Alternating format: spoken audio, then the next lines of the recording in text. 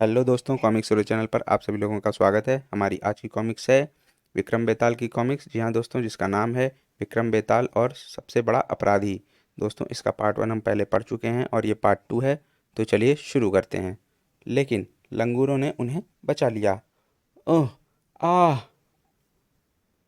हम दलदल से तो बच गए। अब देखता हूँ इस भूखे शेर से कैसे बचेंगे।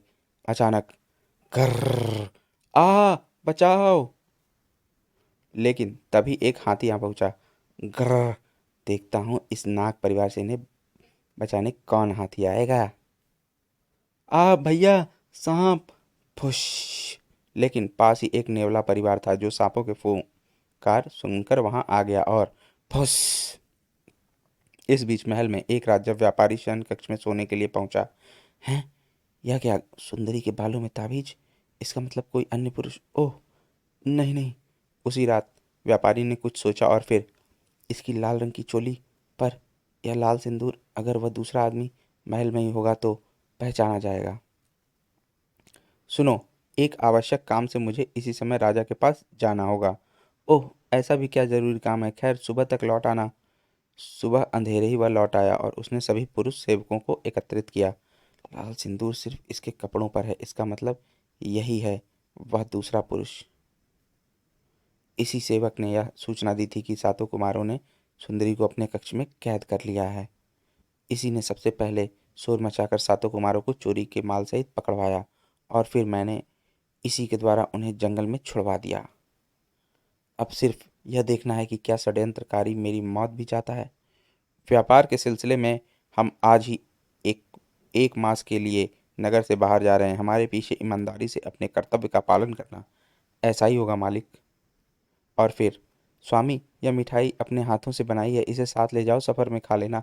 ठीक है प्रिय। महल से बहुत दूर जंगल में व्यापारी ने वह मिठाई चूहों के बिल के पास रख दी। शीघ्र ही चूहे मिठाई की महक पाकर बाहर आ गए और मिठाई खाते ही मर गए। पहले मेरे पुत्रों को रास्ते से हटाया और अब मुझे। उधर जंगल में सातों पुत्र जंगल में भटकते भटकते जब जीवन की आशा ही त्याग चुके थे, तब उन्हें एक महात्मा मिला। उसने प्रेम पूर्वक सातों भाइयों का पूरा किस्सा सुना। तुम बहुत भोले हो। देखो, अब इन घोड़ों पर सवार हो जाओ। यह घोड़े तुम्हें तुम्हारे महल में पहुंचा देंगे। महल में पहुंचकर अपनी माँ से अपने पिता की संपत्ति में से अपना हिस्सा मांगना।